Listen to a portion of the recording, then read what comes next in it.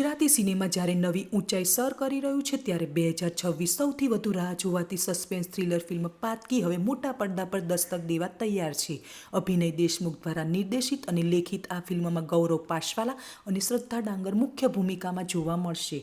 એક એવી કહાની જ્યાં નિર્દોષતા અને દોષિતતાની વચ્ચે પાતળી રેખા સતત પ્રશ્ન બને છે. દરેક પુરાવો અને દરેક નિવેદન અને દરેક વળાંકો અંત સુધી વિચારતા રાખશે. એએમપી સ્ટુડિયો પ્રોડક્શન દ્વારા નિર્મિત અને પેનારામા સ્ટુડિયો દ્વારા વિતરિત ફિલ્મ પાતકી આવતી 30 જાન્યુઆરીથી ગુજરાત, મુંબઈ સહિત દેશ વિદેશમાં સિનેમાઘરોમાં રિલીઝ થશે. સસ્પેન્સ અનુભવવા તૈયાર રહેજો પાતકી સાથે.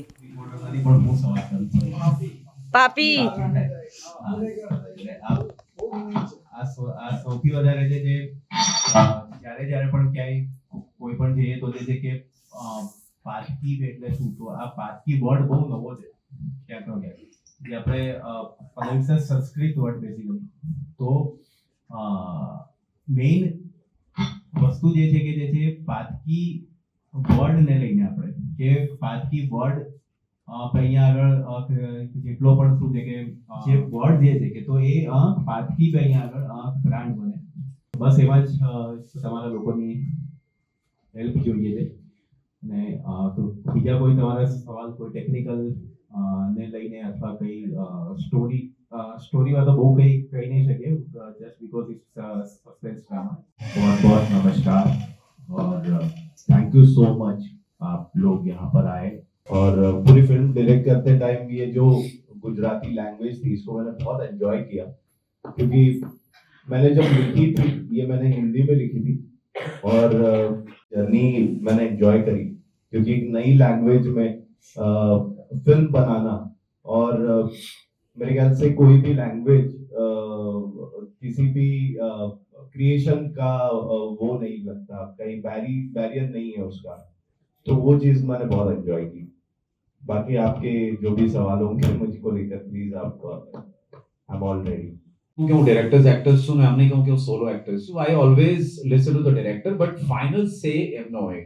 હું એમને એકવાર કહું કે સર મને લાગે છે કે આ ઇમોશન આ રીતે છે, તો ઇફ હી સેઝ નહીં યાર ऐसे ही करना है तो फिर वैसे ही करना है. એટલે they expect your input as well. એટલે કેવું છે કે હું મારું પણ મગજ લગાવું એન્ડ ઇવેન્ચ્યુઅલી છેલ્લો સે તો એમનો જ હોય. એટલે I don't know what kind of actor I am. મેં મારા માટે એટલું એનાલાઇઝ કર્યું નથી. મહારાણીથી લઈને પાતકી સુધીની સફર અને શું કહેશો મોકલ્યું છે? અત્યાર સુધી જેટલા પણ ફિલ્મો કર્યા, હેલ્લારો હોય કસમો, મહારાણી, ચાંદલો કે પછી અત્યારે પાતકી, બધાનો અનુભવ તો સારો જ રહ્યો. પ્રેમ બહુ જ બધો મળ્યો લોકોનો, પણ હંમેશાથી એવું હતું કે કંઈક એવી કોઈ ફિલ્મ કરું કે જે થોડુંક આપણી આસપાસનું વર્લ્ડ ના હોય. જેમ કે મર્ડર મિસ્ટ્રી છે, સસ્પેન્સ છે, તો એ વારે વારે કંઈ આપણે આજુબાજુમાં જોતા નથી એ વસ્તુ. તો આ કંઈક અલગ જ દુનિયાની વાત છે.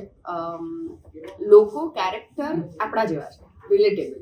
કે એક સ્ત્રી છે, ભણેલી ગણેલી, ઇન્ડિપેન્ડન્ટ, કામ કરે છે અને એના હસબન્ડ જોડે રહે છે. તો અને પછી એ લોકોના જીવનમાં જે પણ થાય છે એના ઉપર આ વાર્તા છે. વધારે તો કેરેક્ટરનું તો બેઝિક આ છે કે she is a very independent lovely woman. ખાસ કરીને તમે કેવી ફિલ્મોમાં વધારે રસ ધરાવો છો કરવા માંગો છો? પેલી કોમેડી હતી ને સસ્પેન્સ થ્રિલર છે? એવું મેં ડિસાઇડ નથી કર્યું કે આના પછી આવી કરું કે એના પછી હોરર કરું કે કોમેડી કરું. પણ જે પણ વાર્તા, જે ફિલ્મમાં વાર્તા હીરો છે કે આ વાર્તા પહોંચવી જ જોઈએ એવું લાગે ને, એ કરી લો.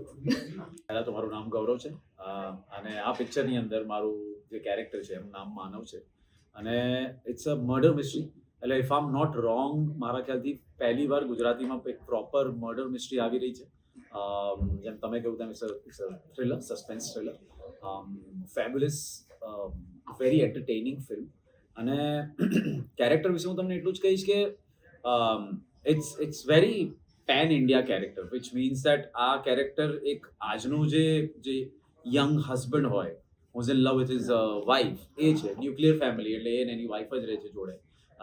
અને એક અર્બન મોટા શહેરમાં રહેતો છોકરો, પણ એની જોડે જોડે જે એનું લવ ક્વેશ્ચન હોય, જે એની વાઇફ માટેનો પ્રેમ હોય, એની વેલ્યુઝ હોય, એ ઘણી ગુજરાતી છે.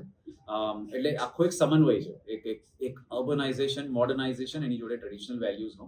તો that is Manav for you. એ એમએનસીમાં નોકરી કરે છે એક્ઝિક્યુટિવ લેવલ પર, બહુ હાયર પોસ્ટ પર છે, અને પછી એની સાથે લાઈફમાં શું થાય છે, that is what the film is about. मुझे सब कुछ खिलाया जाए, यहाँ की स्पेशलिटी जो भी हो, जो अच्छी चीज़ हो. लिमिटेड खाना खाता हूँ मैं, तो सबकी कोशिश ये थी कि थोड़ा मोटा हो जाऊँ, लेकिन ये नहीं कर पाए. बट यस, हेल्दी खाना लेके आती थी, श्रद्धा लेके आती थी अपने घर से बना के अच्छा खाना, तो मज़ा आया. वही खा के थोड़ी चीज़ें पता चली.